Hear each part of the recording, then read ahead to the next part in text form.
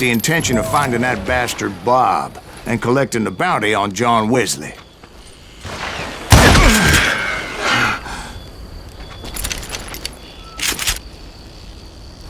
God damn him!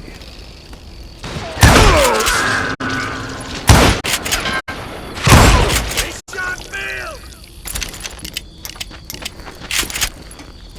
Shoot him! Shoot him!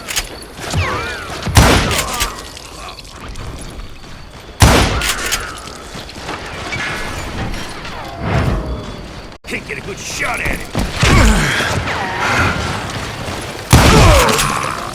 Killing everybody. You're done.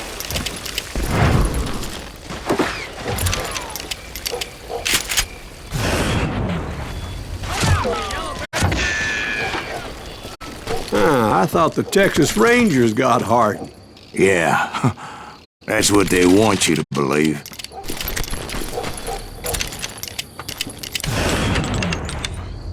Time to die!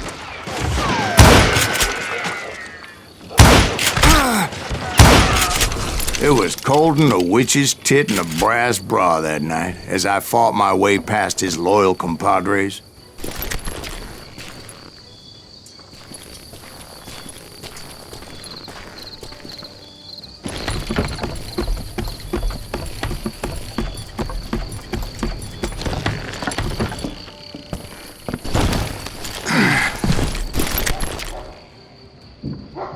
To the very same saloon we're sitting in today.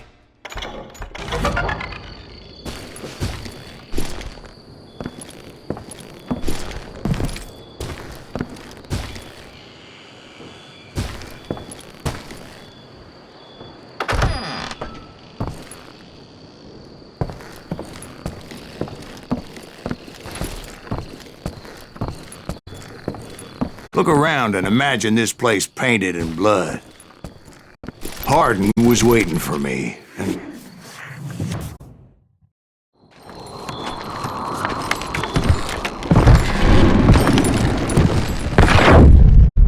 Wait, I'm jumping the gun here.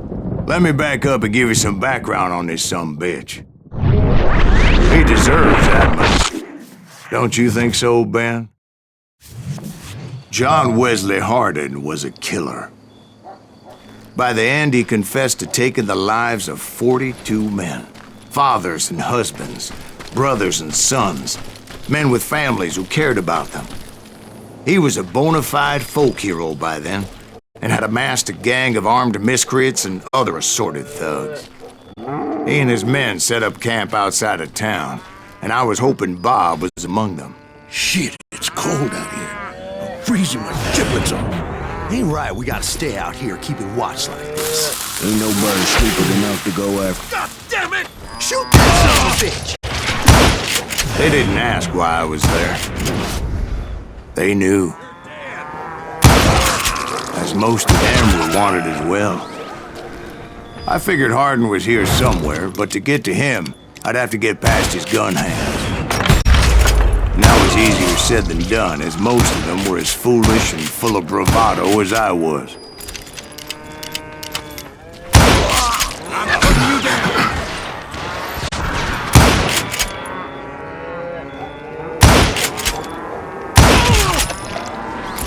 I had to spill a lot of blood to find out Hardin wasn't in that camp. He was carousing in town with his closest friends. Hardin's boys apparently didn't want me to reach the Bull's Head.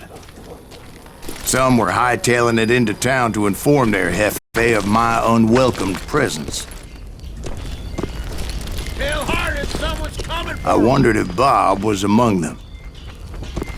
Stop that son of a bitch!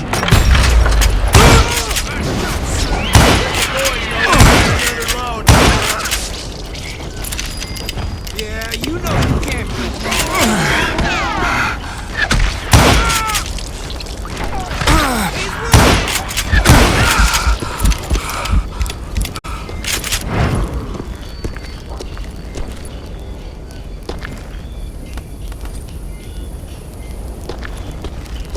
You better hide.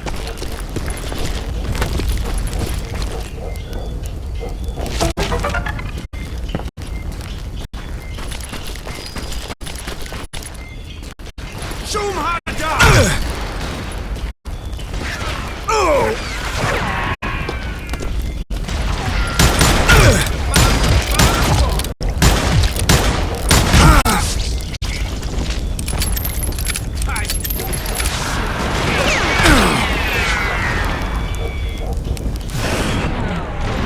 I'm gonna shoot you dead! You rule the day!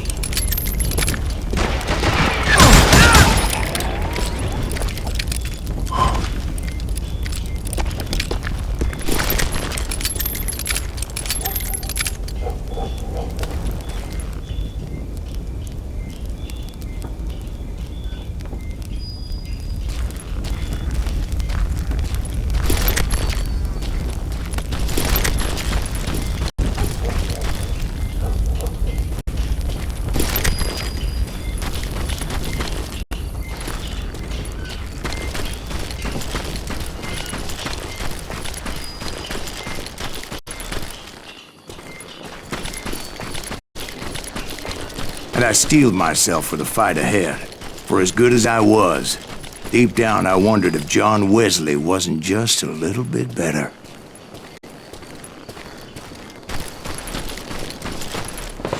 Before I could test my mettle against Hardin, however, I would first need to dispatch his cadre of hired killers.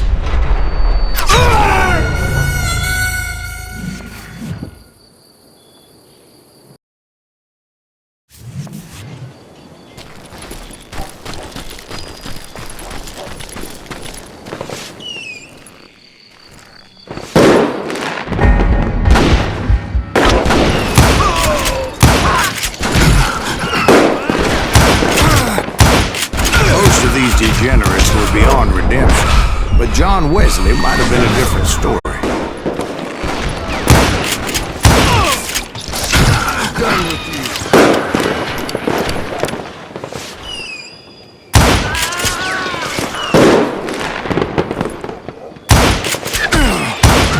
Watch where you shoot!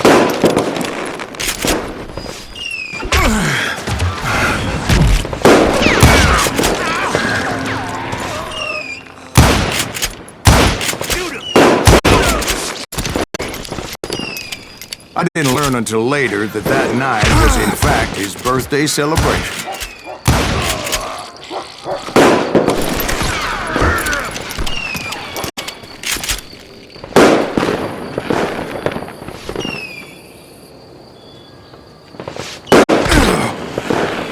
Put some howls in!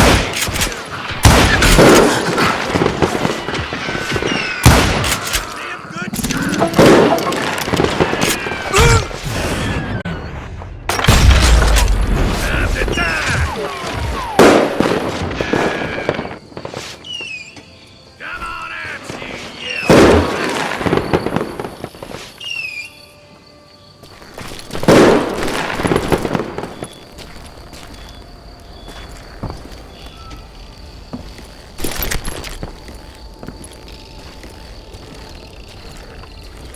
Die!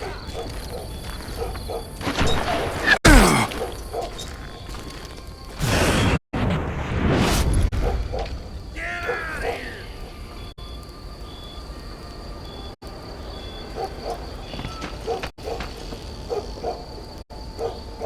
You're done!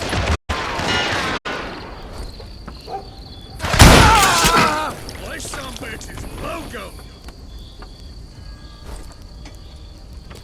There he is!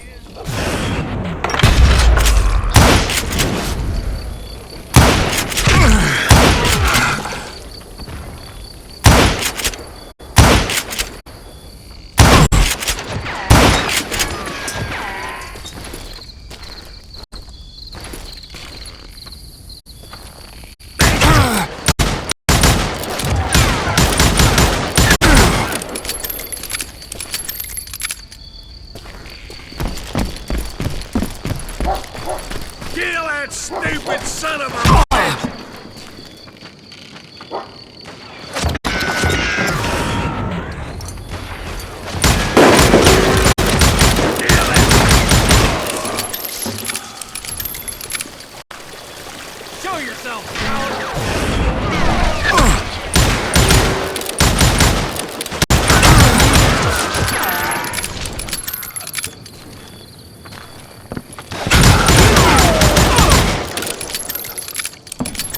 I think I already mentioned that I found Hardin in this very saloon. Suffice it to say, nobody there was happy to see me. Can't get a good shot at him.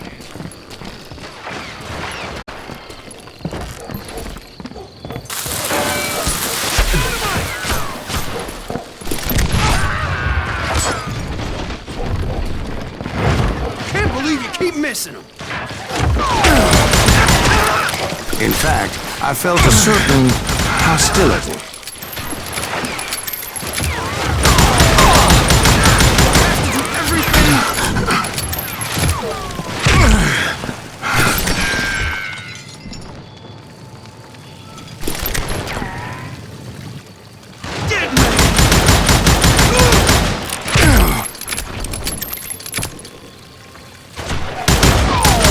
I was disappointed that neither Bob nor John Wesley were among the dead. But that was short-lived, as a moment later I was facing down the fastest gun in the West.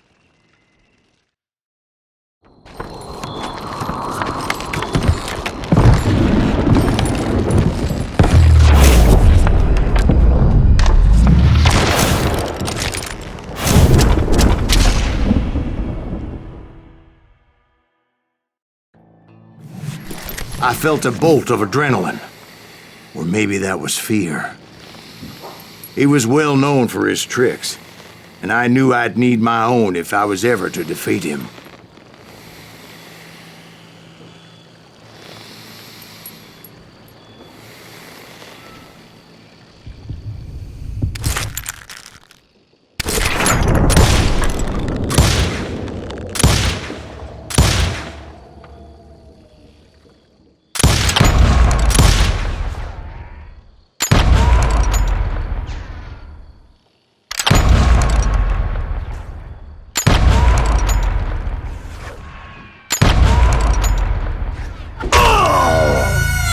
No, wait! He didn't hit me then. I'm sure of it.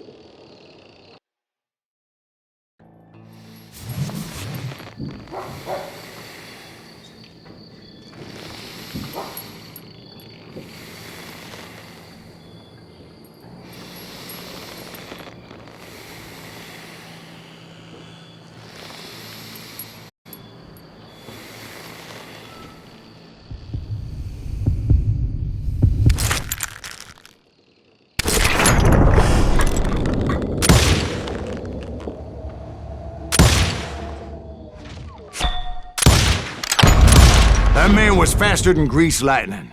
But being inebriated as he was, he didn't count his shots. And now, he was at my mercy.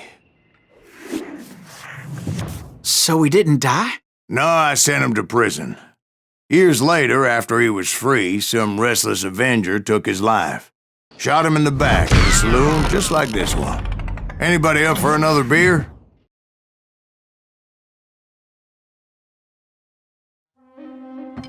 Thank you, darling. Yeah, some say revenge is a dish best served cold.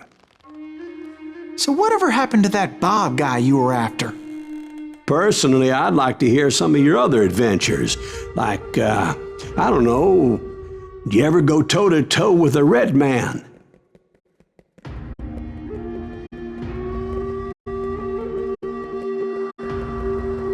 Yes, I did, Ben. I remember once I was after this renegade Apache, Grey Wolf. Strangely enough, revenge was also his primary motivation.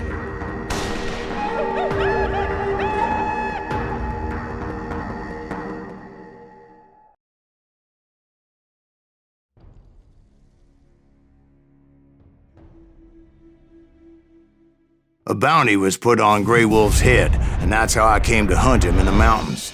Mountains so high they tickled the nether regions of heaven.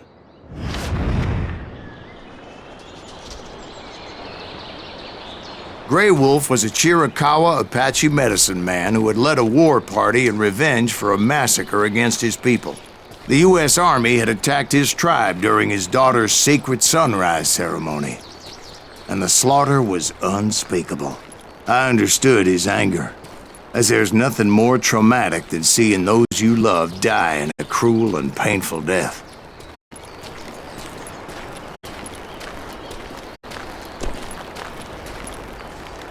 Right from the beginning, I couldn't shake the feeling that Grey Wolf was watching my every move.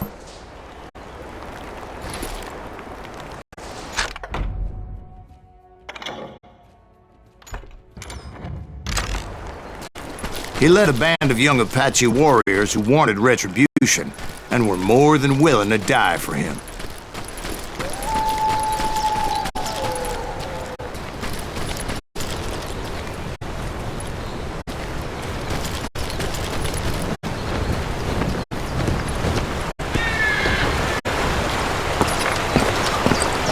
They saw me before I saw them.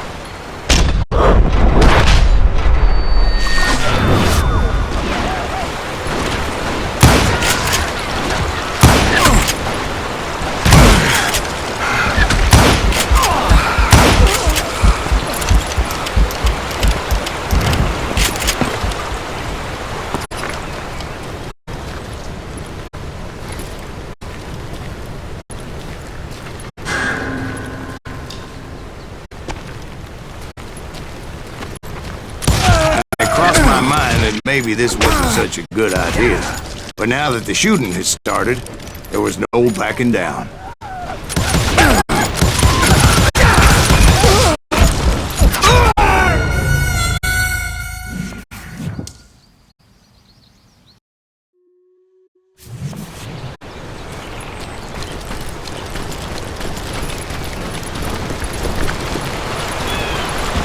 They saw me before I saw them.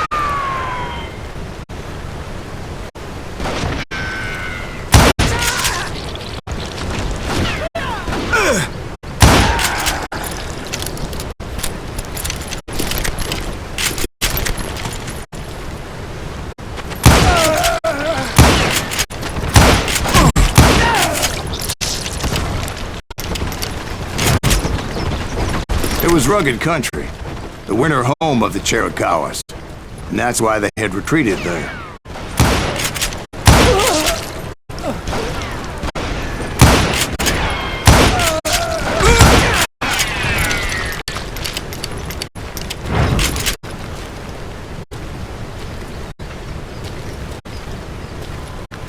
I admit to having some regrets about going after them the way I did. But then again, I got a lot of those.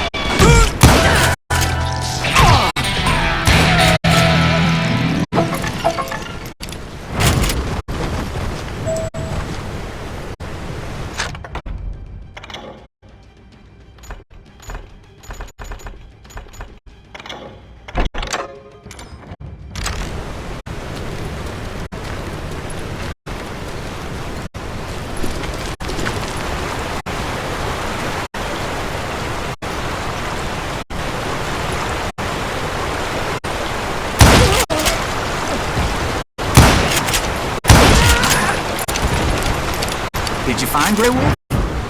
Not at that moment, but I did find the entrance to their hideout.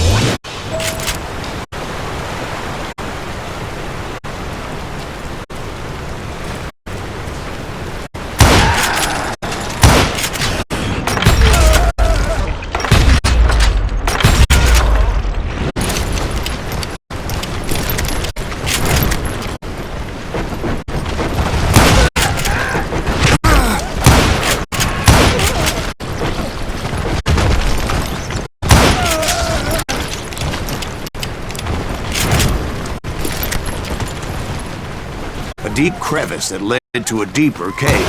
Don't tell me you went in there. Yeah, but it's not out of bravery so much as pure, angry cussedness.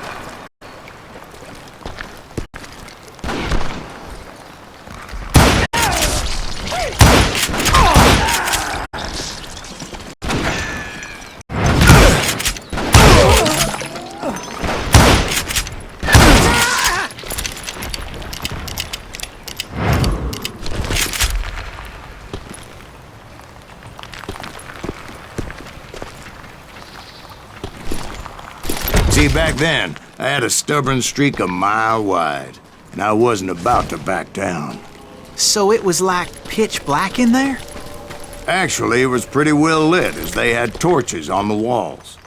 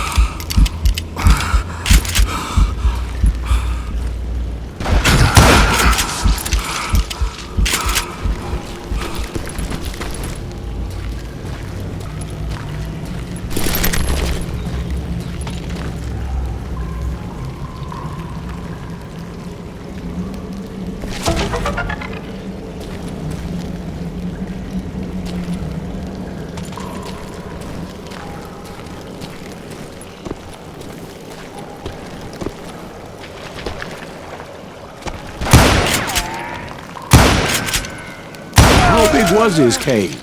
Big as hell, Ben. Chiricahua had hid out there during the Indian Wars.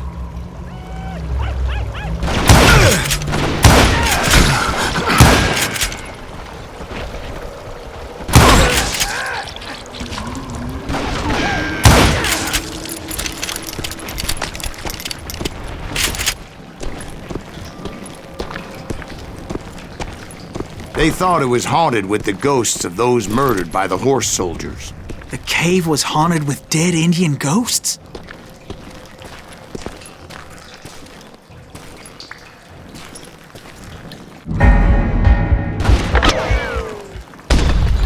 To be honest, I was more concerned with the live ones than the dead ones.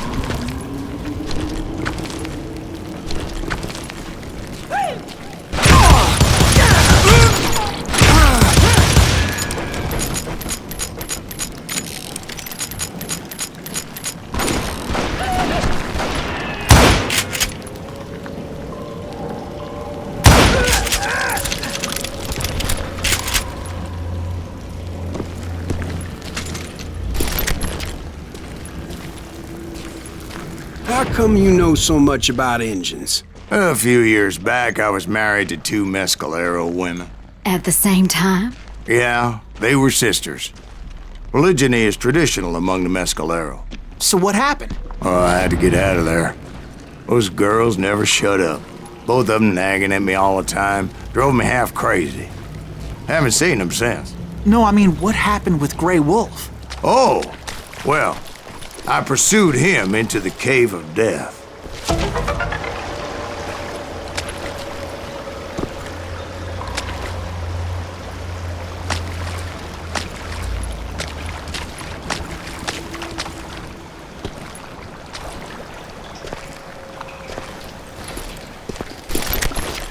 I came upon this flooded grotto, and that's when I saw him.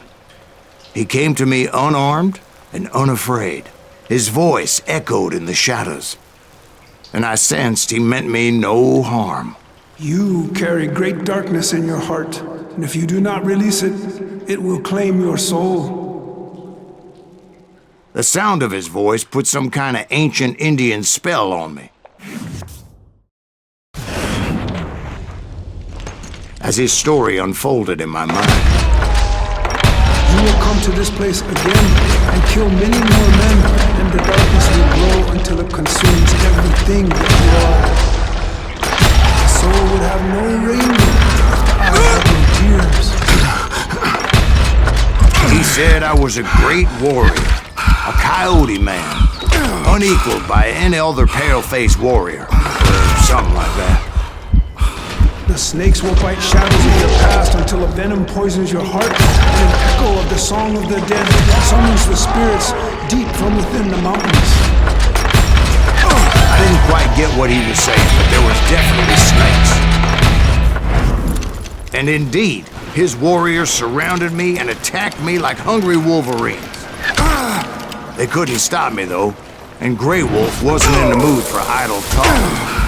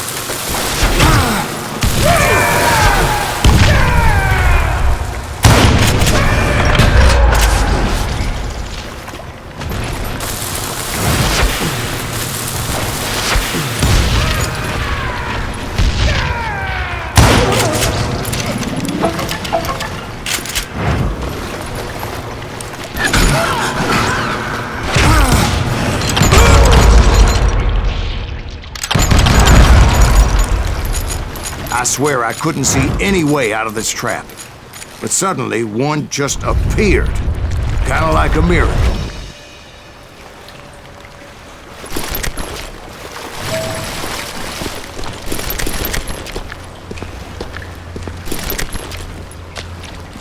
I felt like I would be lost in that damn cave forever.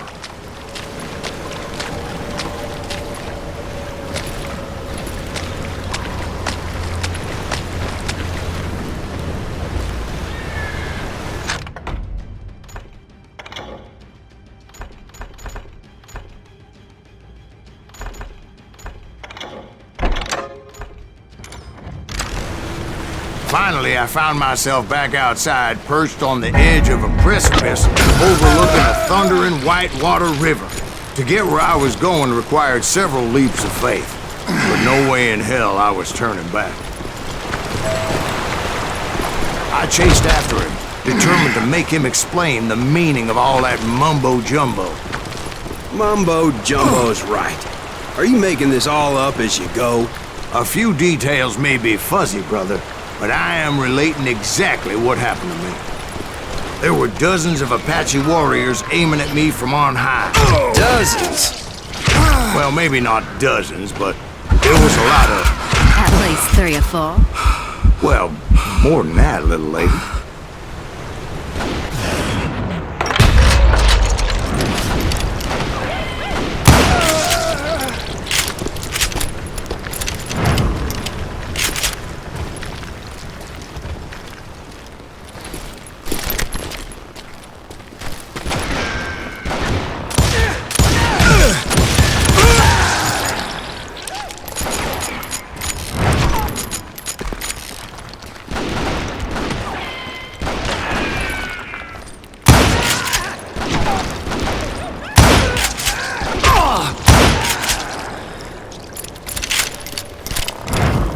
I had a steep climb up creek ahead of me and scrambled up those rocks like a mountain goat.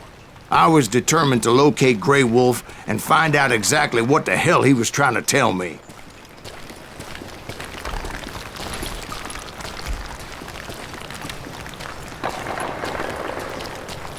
And wouldn't you know it, that crafty son of a bitch led me right into a trap. What kind of trap? Well, son, there had to be at least 100 Apaches surrounding me. 100? God be my witness. Oh, come on. Who are you kidding? Hey, I believe you. Come on, tell us how it ended. All right, but I'm not gonna drag this out.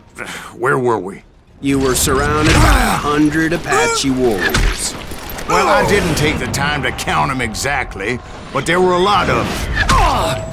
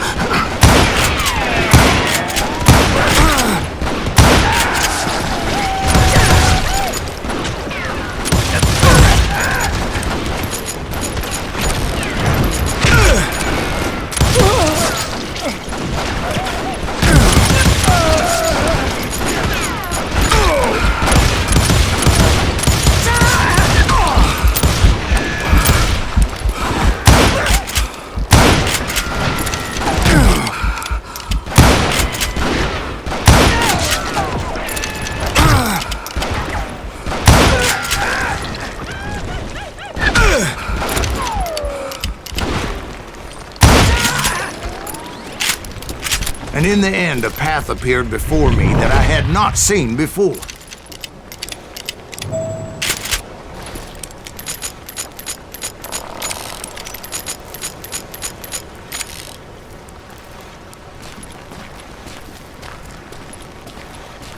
I followed it as I desperately needed to find out what Grey Wolf was trying to tell me.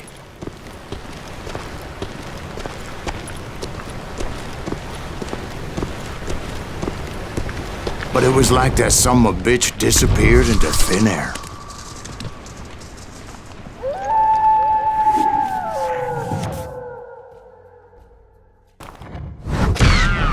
Never did find him. And never did collect my goddamn bounty.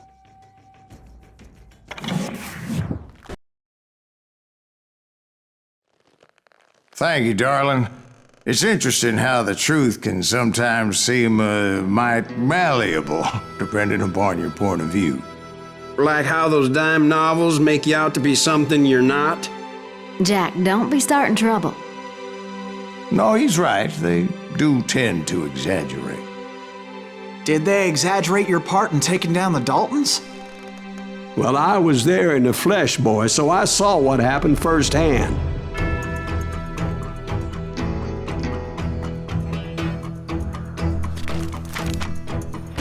Those Daltons were lawmen once, before they all went bad, robbing banks and trains clear across the territory. Until Coffeeville, of course. I was one of the citizens who took up arms that day. Fighting on the side of the riot? I did my best, sir. We all did.